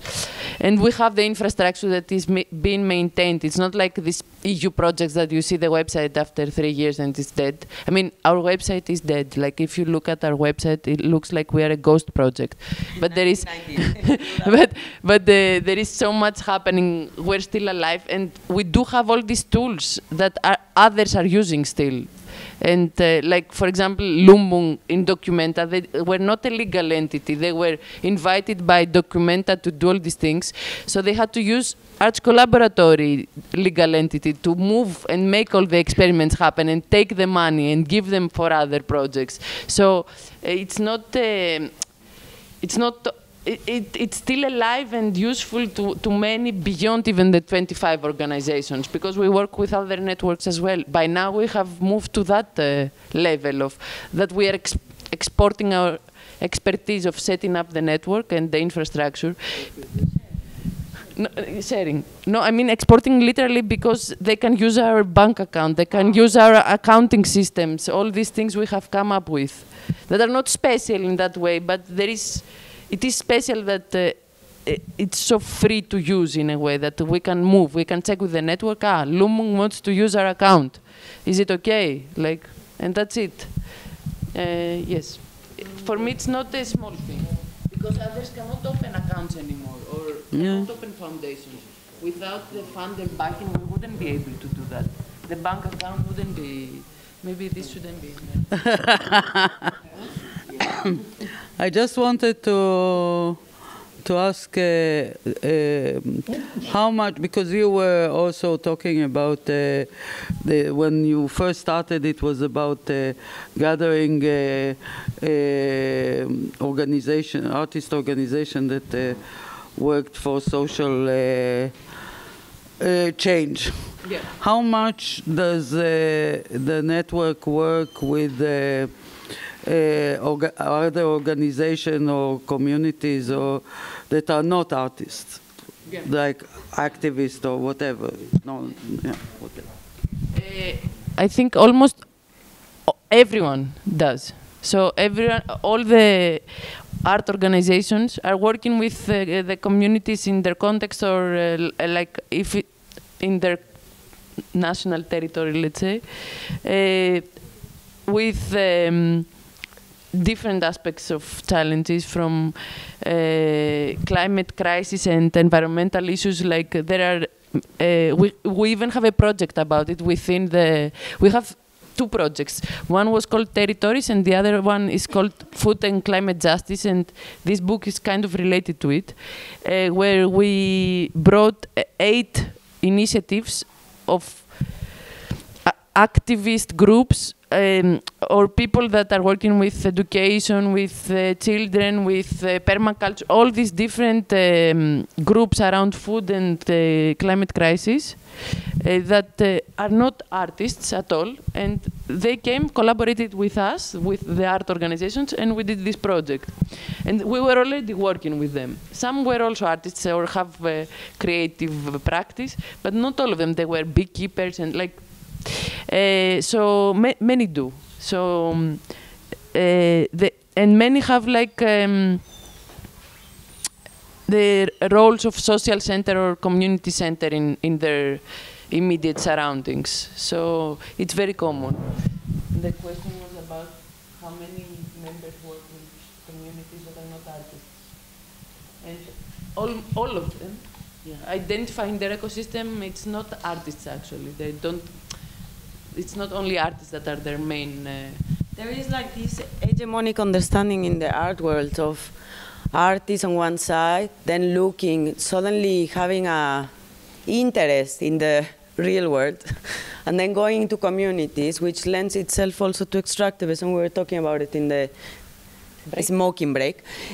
But in Arts Collaboratory, all of them are embedded, and many of them are actively participating in struggles. So really, it's not about art like in capital letter, but it's more about thinking artistic practices as a medium, curatorial practices, to further social project of justice. So it's very different understanding. You're not bringing art somewhere to try to ameliorate anything. We're all being like fucked by the systems. I am so sorry for my French. Yeah. And maybe you can talk a bit about territories as a project that shows this. Yeah, there in was the network. this long-term. I'm very bad with times, but many-year time project called 4 or 5 years. yeah, territories, which took different phases, and the whole idea, or the broader idea, was trying to reimagine territories as a symbolic space to, yeah, kind of like build another world, I guess, and starting with the idea of territories as a symbolic space. And a lot of the different members came in, and it's what they brought was all of their territorial struggles, but territorial struggles also, and struggles for justice. So it was like a beautiful exchange about all of these struggles coming together, translating each other. So you have like Mali, for instance, ceremony of tea, which is this ceremony they have come to organize to try to bring together different division, to try to break division. In Mexico, we had all of these also other struggles that were happening connected to Zapatistas. So it was like a moment of experimenting of what social justice, this is how I would define it, could be, and what form it could take, and how we can pursue forms of social justice together. And there were many publications happening, visiting each other. So we have like friends moving all across the network, like looking, but not looking like as in NGO where you go and see how the struggle is happening, but really like talking to each other. Interviews also happening across the network. So you would have someone coming and meeting with members of a struggle and doing the interviews. So it's really a way of building relationality within the struggles. So it's different understanding of how what art can be. Yeah, like building on the resonances between the struggles also. We have a lot of these PDFs we can share as well. So I think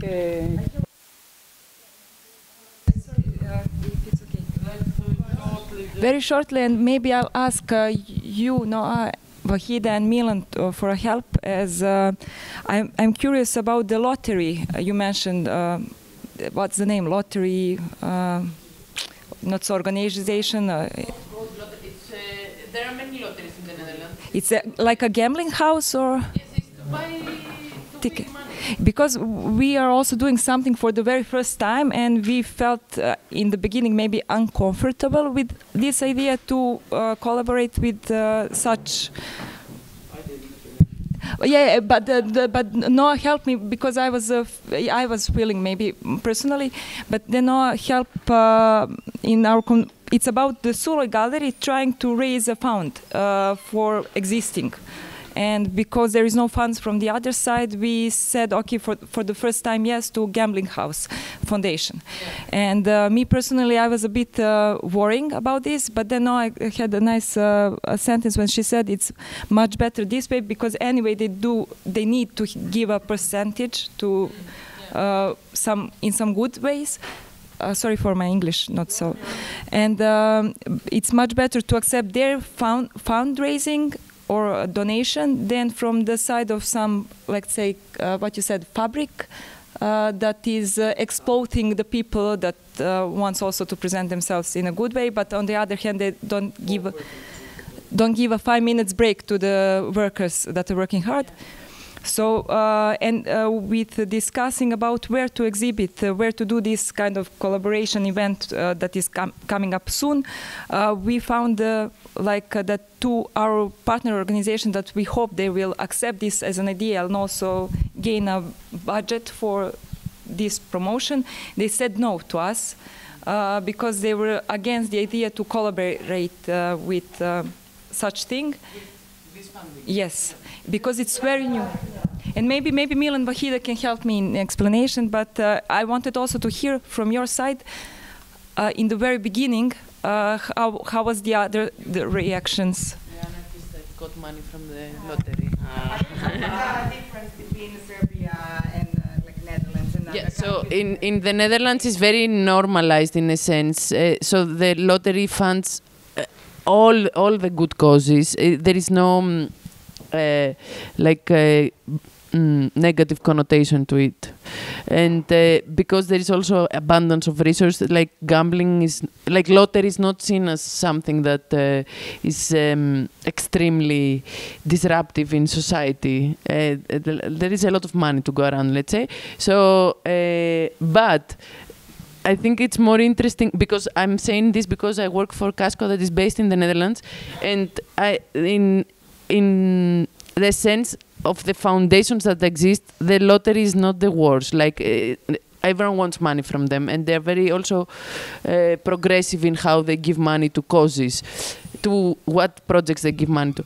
But in terms of going back to, because this was discussed in relation to like deciding how, because all money or all capital is, let's say, probably bad, right? Like if we start from this acknowledgement. And especially in the, let's say, unequal position between, okay, having an organization in the Netherlands sending money to all the organizations that need money, why they need money, why there is lack of funding there, blah, blah. So all this was discussed for many years amongst ourselves. But I don't know in the beginning how it happened, like, did you have any ethical dilemmas to get lottery money? I mean, it's very different in Serbia or maybe Croatia, but less, because it was just in this last, like, 10 years, let's say that it's not a lottery, because when you say lottery, it's something benign, like lottery existed since ever, like so. Okay, but like lottery is state controlled usually, and lottery existed since ever, like in and people play like it's like this luck game or so. But like just that in the last decade or a little bit more, since 90s, there was like huge proliferation of like these betting clubs, and so you have like you don't have a street where there is no betting club, and they are like closed, and suddenly like there is like a bakery or like a meat shop or something, it's suddenly closed, and there it enclosed, and you don't know, like it's very, very obscure. It has very obscure image in like a society normally. So like and this is what people responded to. Like usually someone is this obscurity of like. It's not state regulated completely. I mean, there is some new laws, and we exactly we're looking and then explained in a way that this should be like it's okay to like use this, because there is a law on like these games on luck, like that.